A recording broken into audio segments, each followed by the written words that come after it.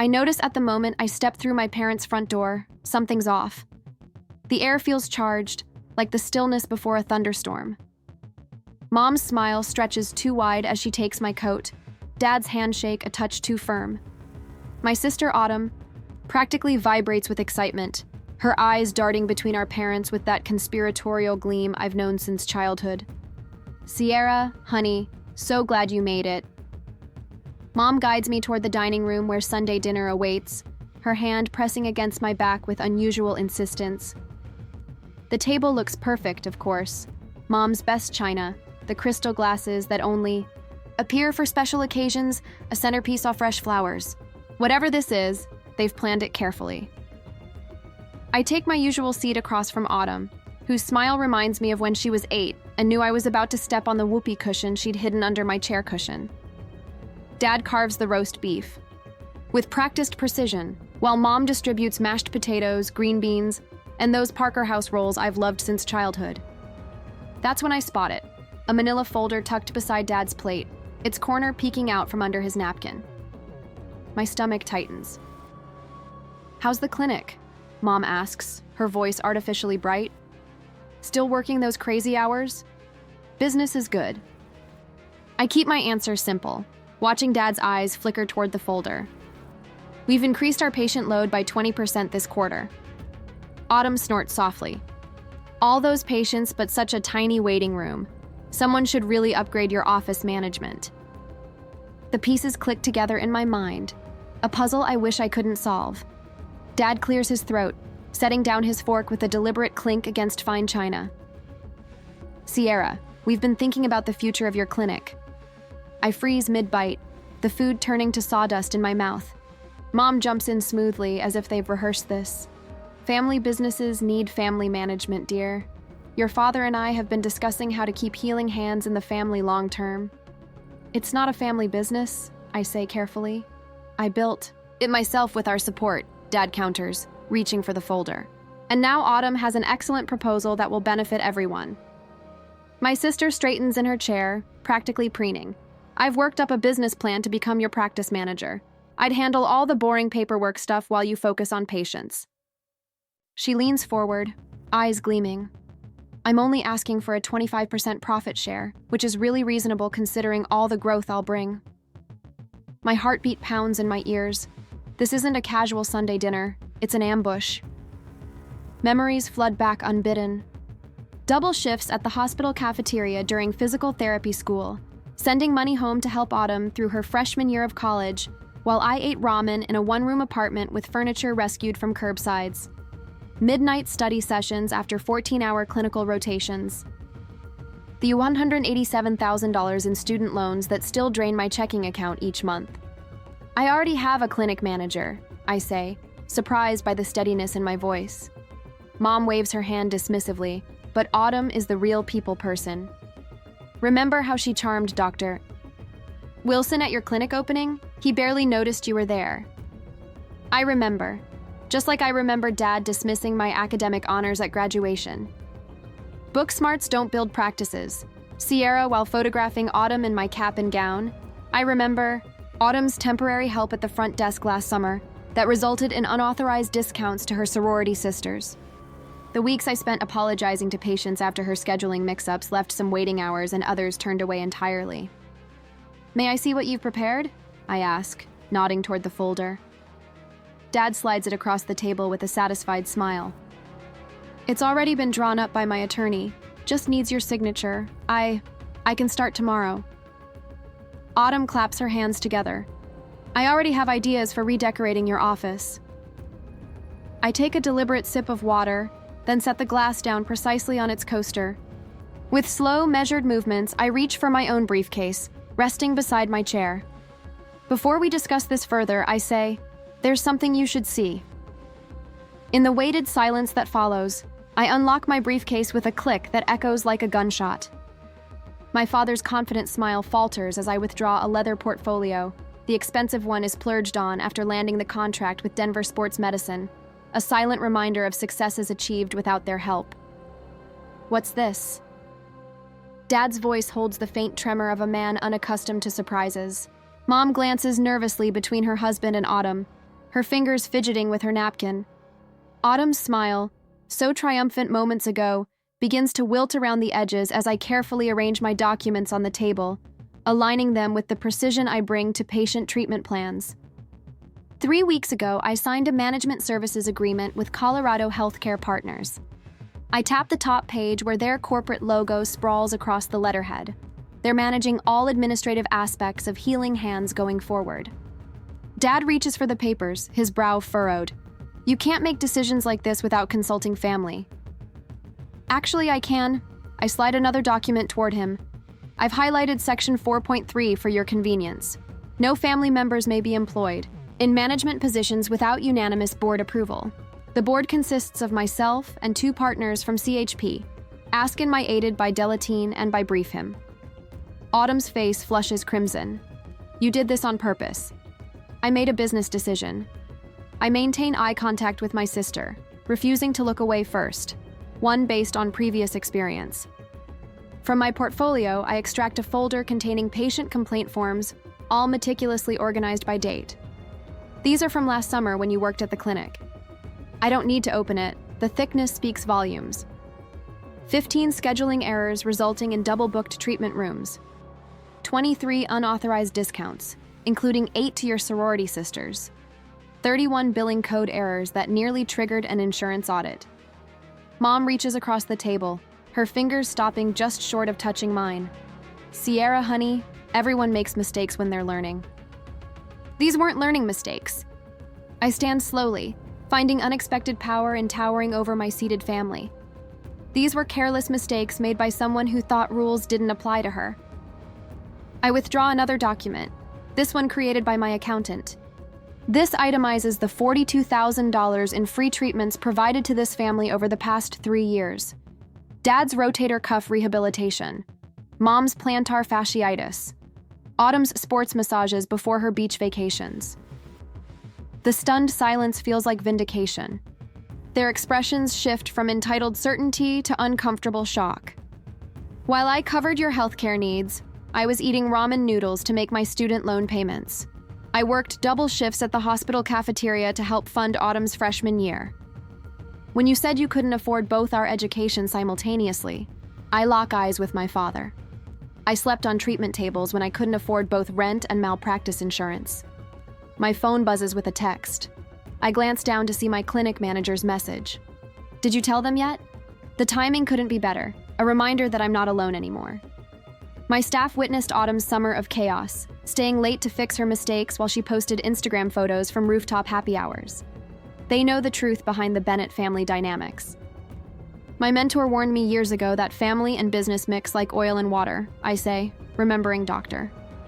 Winter's concerned expression when she caught me crying in the supply closet after Dad missed my clinic's grand opening. I should have listened sooner.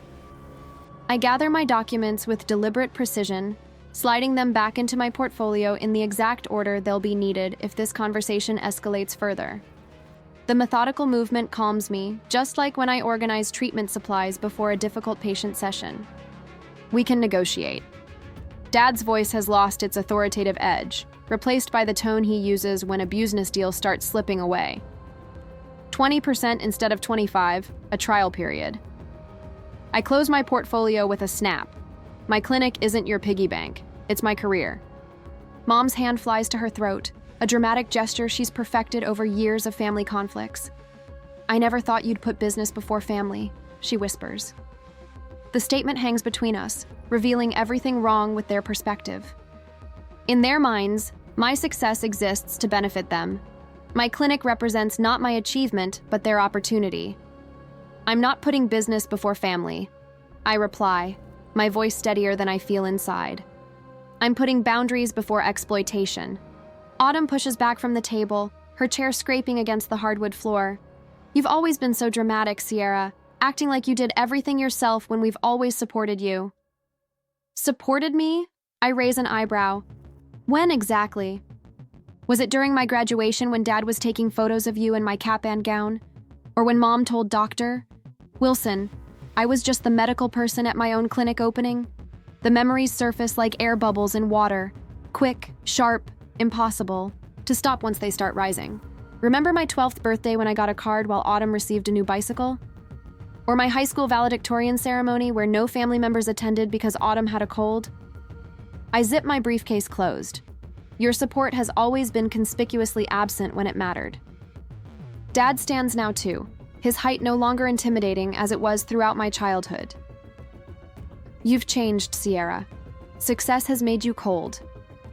No, I meet his gaze without flinching.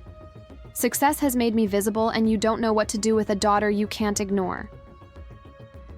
For the first time since entering their house, I take a deep breath that doesn't hurt my chest. I'll see myself out. I turn toward the door, then pause.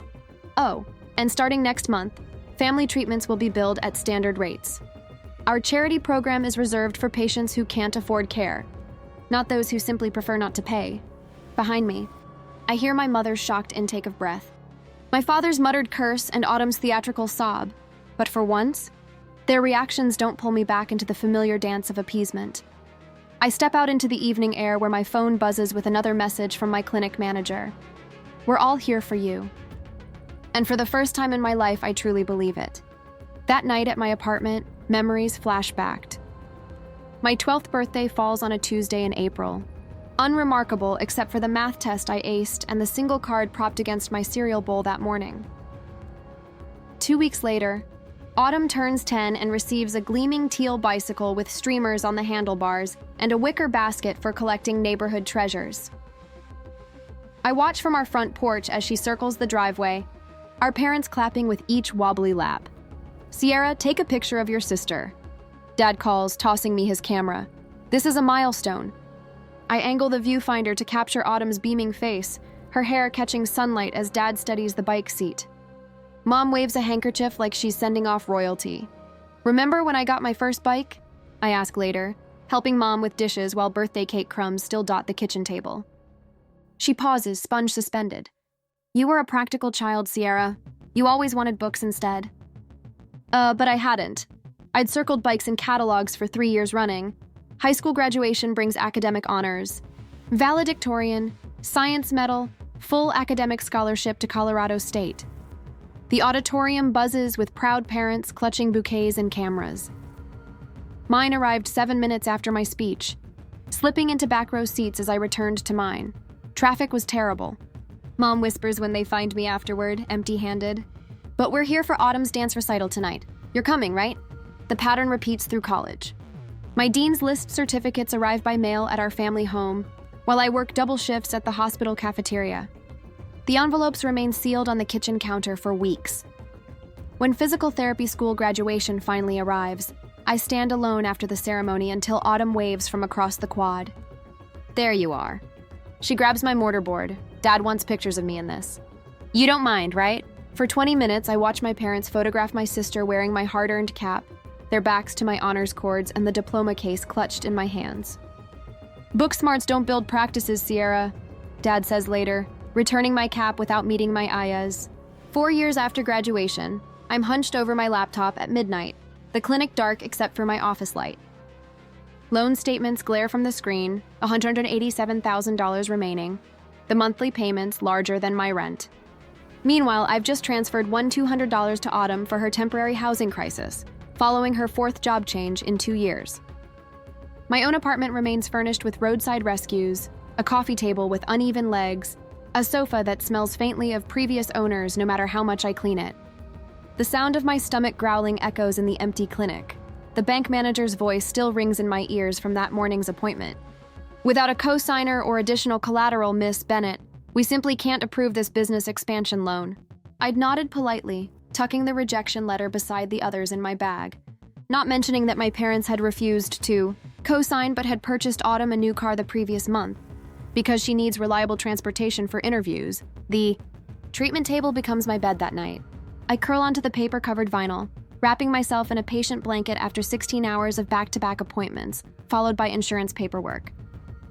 The cleaning crew finds me there at 5 a.m., still clutching spreadsheets. 6 months later, when Healing Hands physical therapy finally opens in its own space, not just a rented room in someone else's clinic, my parents stop by for 15 minutes between Autumn's bridal shower and their dinner reservation. It's nice, Mom says, glancing at her watch like a real doctor's office. Dad peers at my framed credentials. Just remember, it's always about the people, not the degrees. They leave before the small reception begins, missing the champagne toast from my 3-person staff and the ribbon-cutting photo for the local business journal. The summer Autumn decides to help out at the front desk becomes a professional nightmare. Her sorority sisters receive unauthorized discounts while regular patients find their appointments rescheduled or canceled entirely. Insurance forms pile up unprocessed until late-night hours when I discover them stuffed into desk drawers. They were so boring, Autumn explains when confronted. Besides, they're just old people with Medicare. They don't have anywhere important to be. After she leaves, I spend weeks making personal calls to every affected patient, rebuilding trust-own apology at a time. The turning point comes unexpectedly during a meeting with Blue Shield's regional provider representative. The stern-faced woman across my desk has rejected our previous 3 claim submissions. Ms. Bennett, your documentation simply doesn't meet our standards for... I slide a folder across the desk, interrupting her practiced rejection. These are revised protocols I developed specifically addressing your guidelines. I've cross-referenced each treatment code with your latest manual. Her eyebrows rise as she flips through meticulously annotated pages. You did this yourself? Every night for 3 weeks. Her assessment is blunt. Most providers just argue or give up. 3 days later, the insurance company approves our entire claims backlog. Within months, physician referrals increase as word spreads about our exceptional documentation and outcomes. The first profitable month arrives after 2 grueling years. I stare at the accounting software late one night, verifying the numbers 3 times before allowing myself to believe them. No one is there to celebrate with me, but for once, the silence feels like power rather than abandonment. I realize something profound as I lock up that night. My invisibility has become my superpower. While my family focused on Autumn's charm and social connections, I built something substantial in the shadows.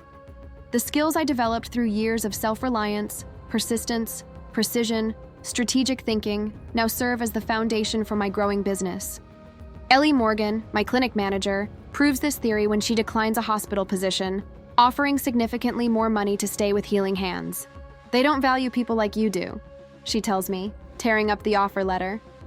I've worked in healthcare for 30 years, Sierra. What you're building here is special.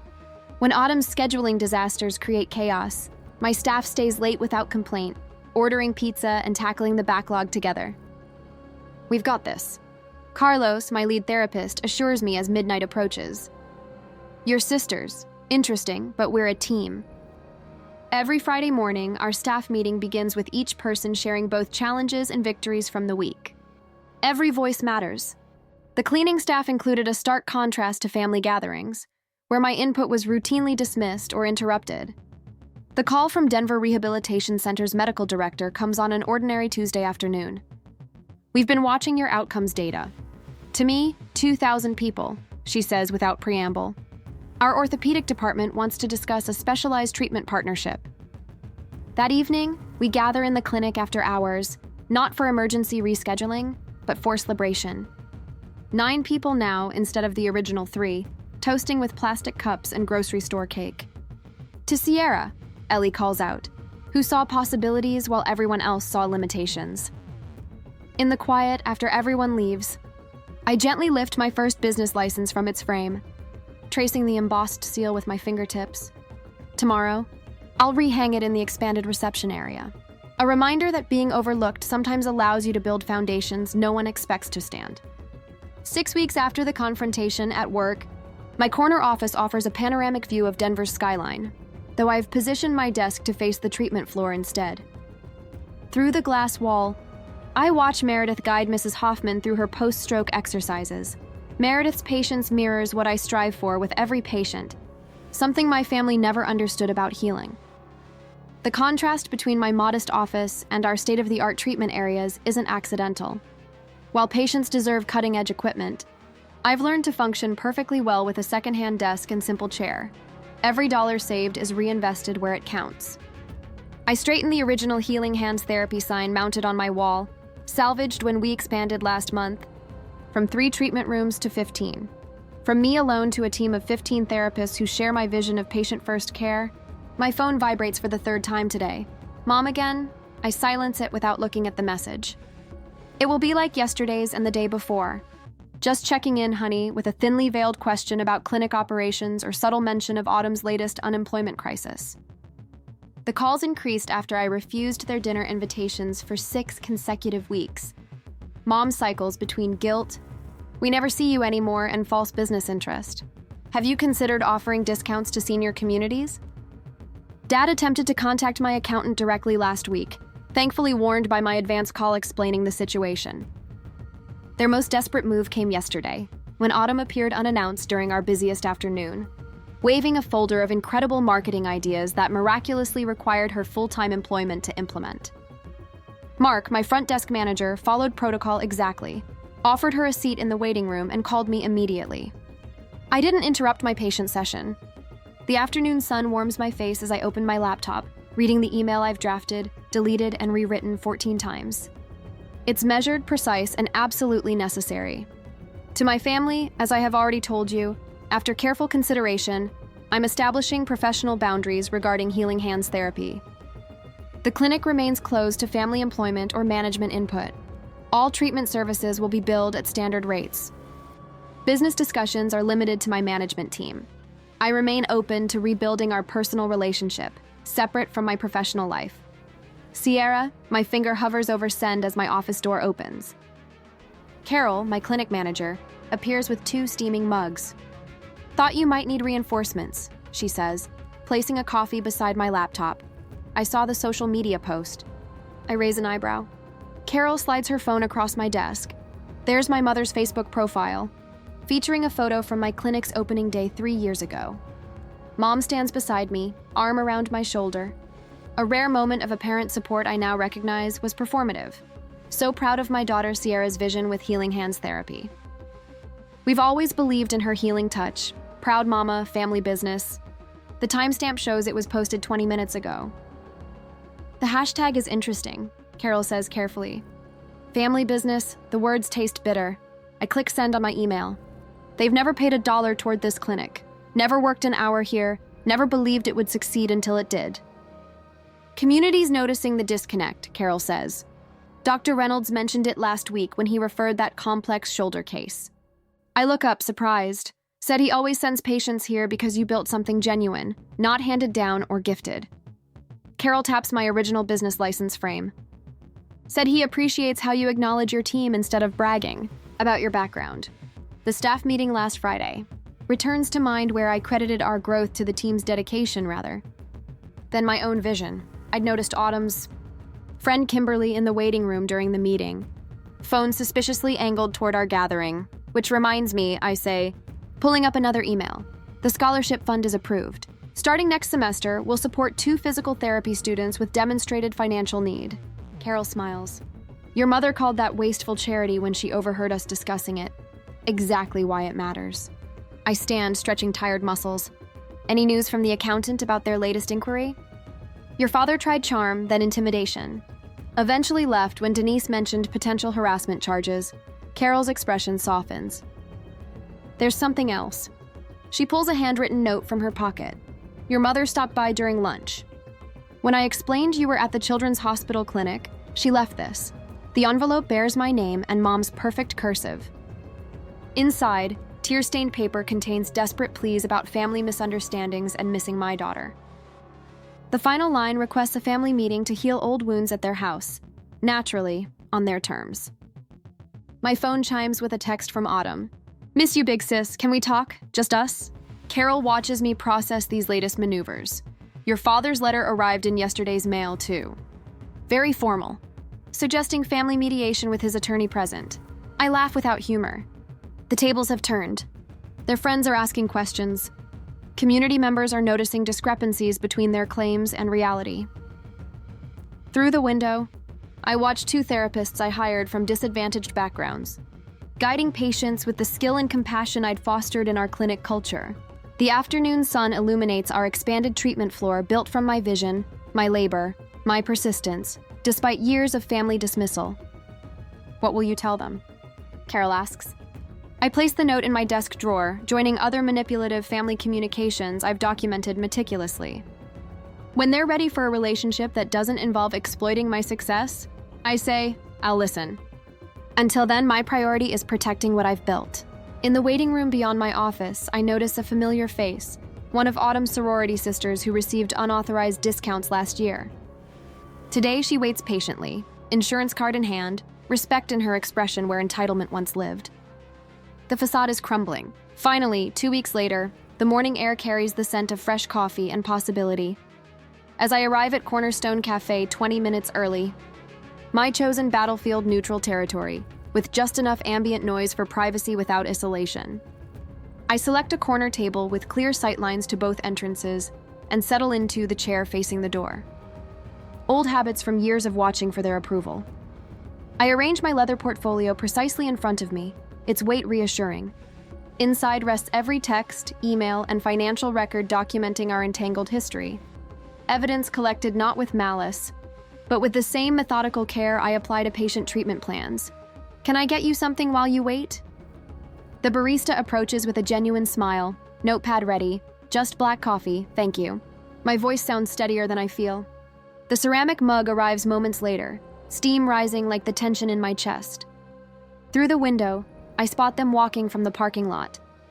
Dad's shoulders square beneath his golf polo, Mom fidgeting with her pearl necklace, Autumn's confident stride betrayed by her nervous glances at our parents.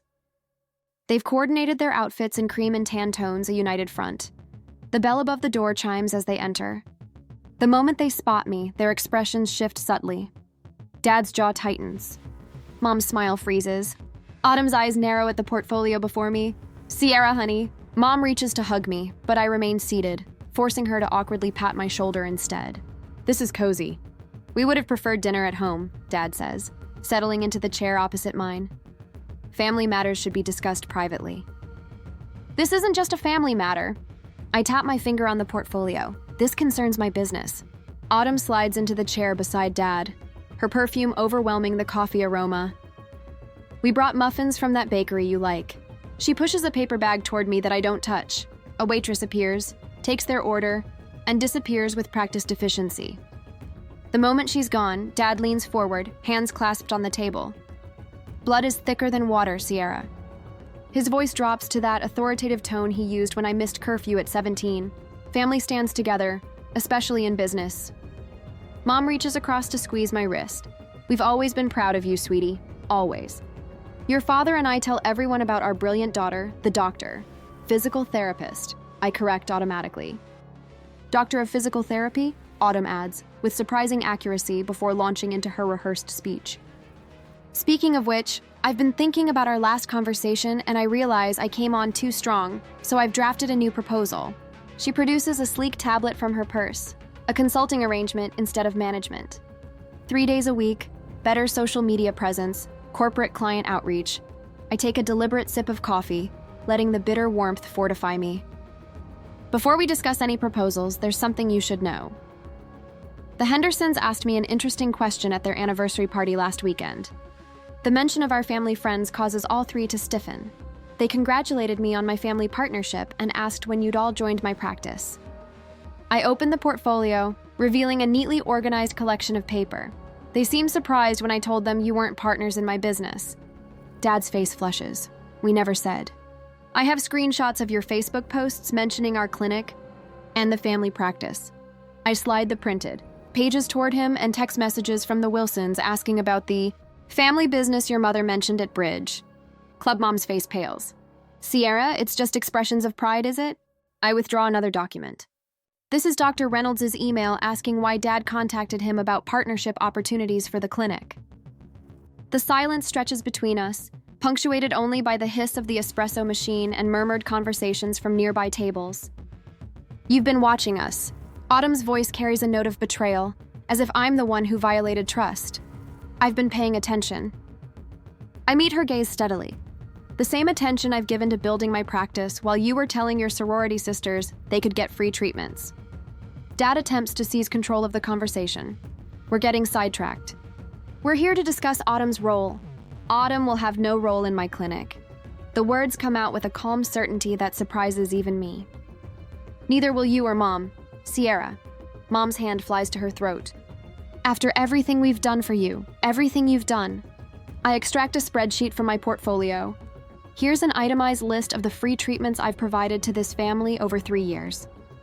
Market value, $42,135. Here are the loans I gave Autumn during my first 2 years of practice when I could barely make rent, $16,450, still unpaid. Autumn's face contorts. You said those were gifts. I said we'd figure it out later. It's later. Dad's businessman mask slips for the first time. You can't possibly expect repayment after all you've what? I cut him off.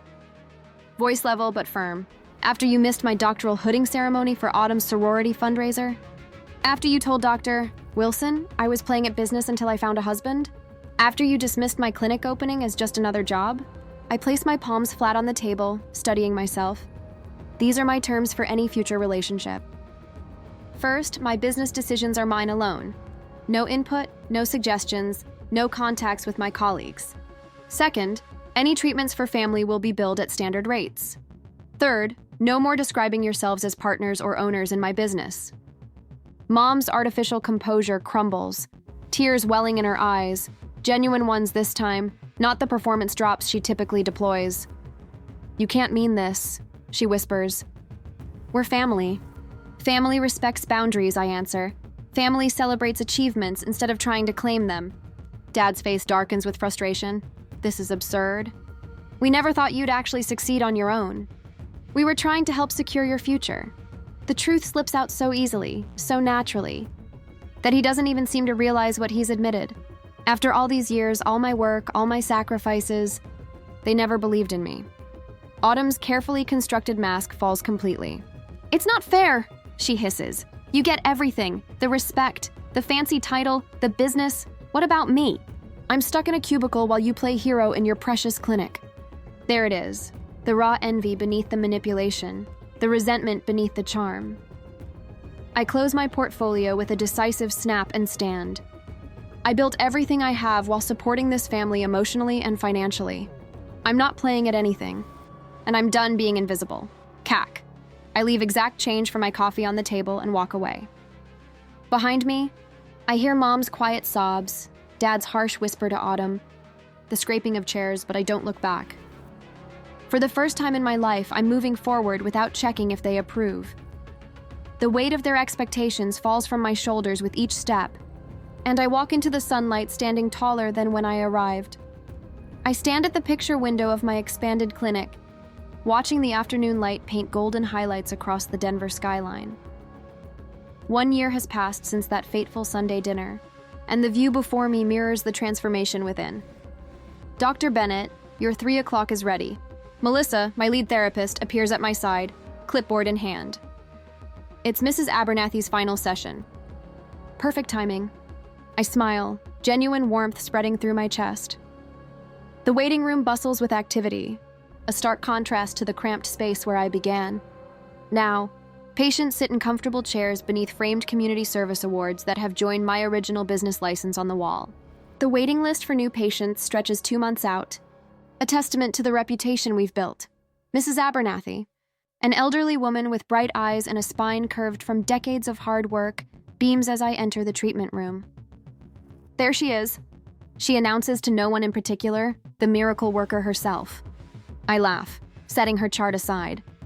The miracle was your dedication to the home exercises. Nonsense, she waves a weathered hand. My grandson says you're the best in Denver, and that boy researches everything. As I guide Mrs. Abernathy through her final stretches, I catch my reflection in the treatment room mirror. The tight shoulders and defensive posture that once characterized my stance have softened. I stand taller now, grounded in my worth. Later, I welcome 3 new graduates to my mentorship program. They gather around the conference table, eyes bright with the same determination that once fueled my midnight study sessions. The most important thing I can teach you isn't a technique. I tell them, perching on the edge of the table. It's knowing your value. In this profession, you'll give constantly. Make sure what you're giving is respected. After they leave, I review the latest figures for our pro bono program serving underserved patients.